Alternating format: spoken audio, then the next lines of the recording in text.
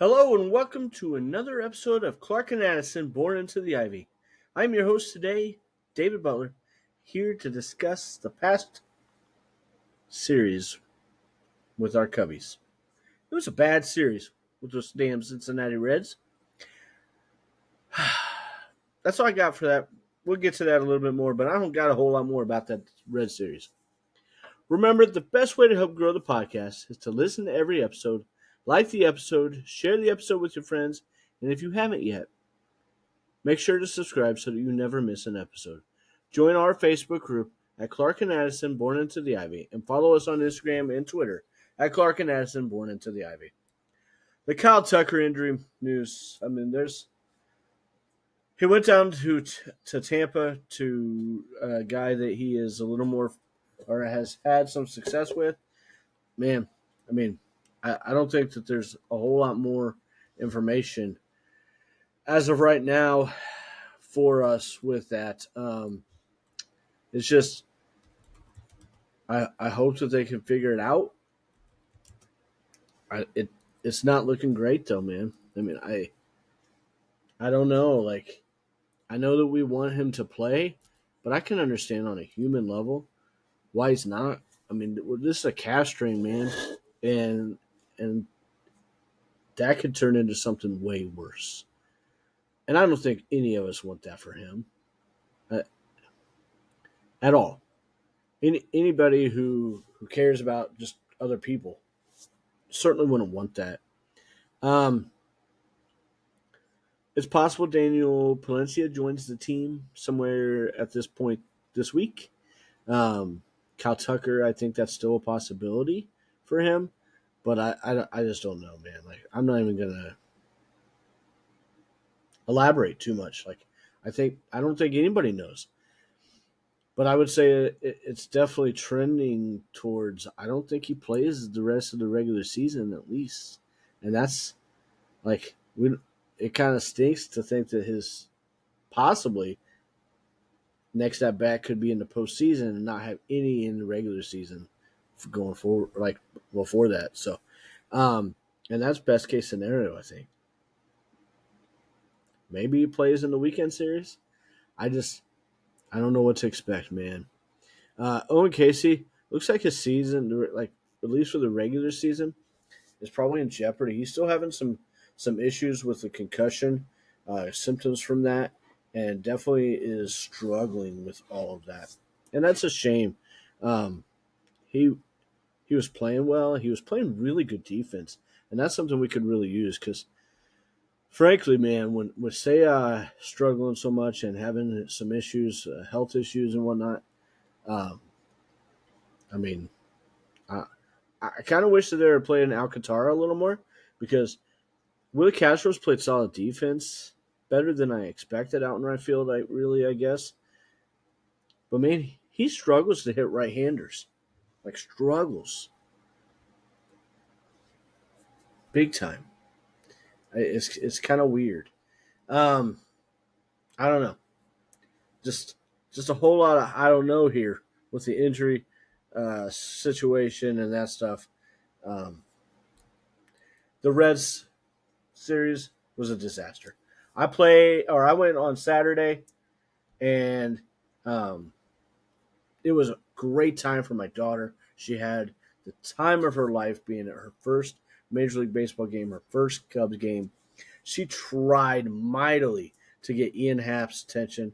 Ian, man, that guy is laser focused when he's out there. He doesn't look around to anybody yelling his name or anything like that. She had a sign my first Cubs game. It was cool. She really really enjoyed herself. We were right up on the outfield wall on the foul territory in left field, and she had a blast. Really cool to see and watch her and just interact with other people.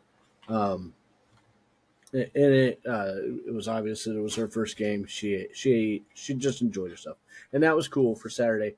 But that was about all that was cool. Saturday's game had um, just late. Wasn't enough offense until late. They tried, but then the Reds got more offense, and that sucked. The only bright spots for the whole series, to be honest. Michael Busch had a nice series. And then Colin Ray pitched out of his mind on Friday or Thursday. He just got outdueled by Hunter Green, who threw a one-hitter. Flirted with the no-hitter. What do you do sometimes? Tip your cap, Hunter Green. That dude averaged over 100 miles an hour for his fastball for the whole game. That's insane. I think it was 100.4. I think my buddy TJ sent me that. Shout out to TJ. Stupid Reds fan. But good guy. And in the fourth game, Jameson Taillon pitched really well too. Jameson pitched really well since he's been back. He's done very well. And I've heard a lot of debate about Boyd, Taillon in the wild card series. I mean, I'm in favor of Taillon at least piggybacking a little bit. I don't know. I like the righty lefty. I know Taillon's not really used to coming out of the pen, but I think he's a professional enough pitcher that he could handle doing that. And if Boyd struggles at all, for him to be the guy that comes in. But I'd be good with Ray too. But I just think Taillon has pitched really well and deserves that to be that guy if it's needed somewhere between the fourth or fifth inning. Preview. I mean, we just got swept by the Reds, guys. And we're 88 and 68, and that's great. We're 20 games over, but we're only 3 up now for the number 1 spot of the wild card. And the Cubs need to host the wild card series. They've got to host that because I don't think it's a great thing for them to go out to San Diego. I think the pitching staff needs it. They need a little cooler weather for it. Shota specifically, because that guy's having some trouble with the long ball. He is having a lot of trouble with the long ball. Overall, his lines look solid, not great, but solid. But when you're giving up that many home runs, that's not a good thing, people. It's just not. The Mets come to town 4-6 in the last 10, 80 and 76 on the season. Currently tied with the Reds for the last wild card spot, with the Reds winning the tiebreaker right now. Expected starters for the week are as follows. On Tuesday, David Peterson versus Cade Horton. Love that matchup for us. Wednesday is Jonah Tong versus Matthew Boyd.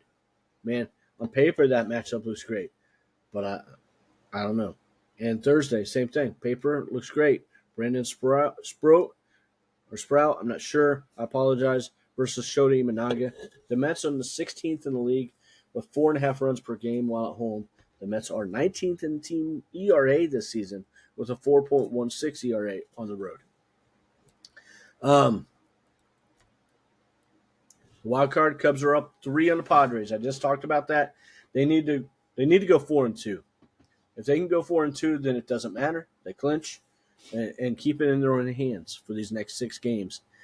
It's not an easy task to do, though. You know the Cardinals are going to want to bust us down, and the Mets are playing for their playoff. They're playing for their season right now, and they got some really good offensive players. I don't care who's pitching for them. They have, Pete Alonso is killing the ball right now, and that's nothing compared to what Juan Soto's doing. And it's not like Francisco Lindor is terrible. He's pretty good. It's a good offense, and they're going to come in ready to show that they belong in the playoffs and say, "Hey, man, we're not about you helping your NL Central foe." Not that I think the Cubs actually did that, but on a personal level, for my buddies who are Reds fans, I'd love to see them in. But for the Cubs, man, I don't want the Reds in this tournament. I'd much rather the Mets in the tournament because I don't think they're as good with the pitching, especially. The Reds have some really good pitching, specifically out of the rotation. They are the real deal. We just saw that.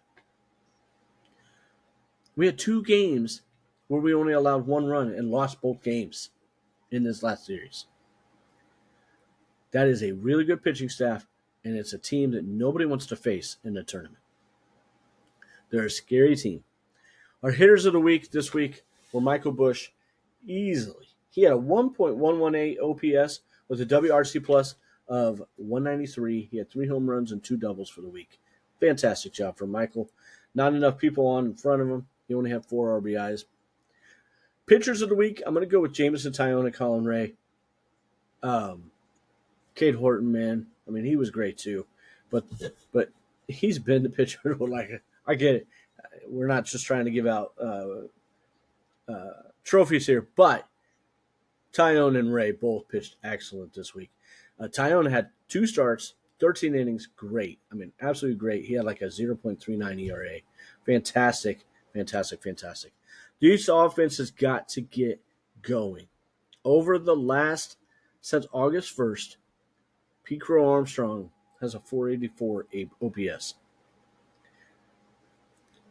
That increases quite a bit. Willie Castro is the third, like PCA, since August 1st, second worst hitter in the league, in the majors. Willie Castro's third. And Willie Castro, he don't play as good a defense as PCA. Like, I get why PCA, he's got other value he can add.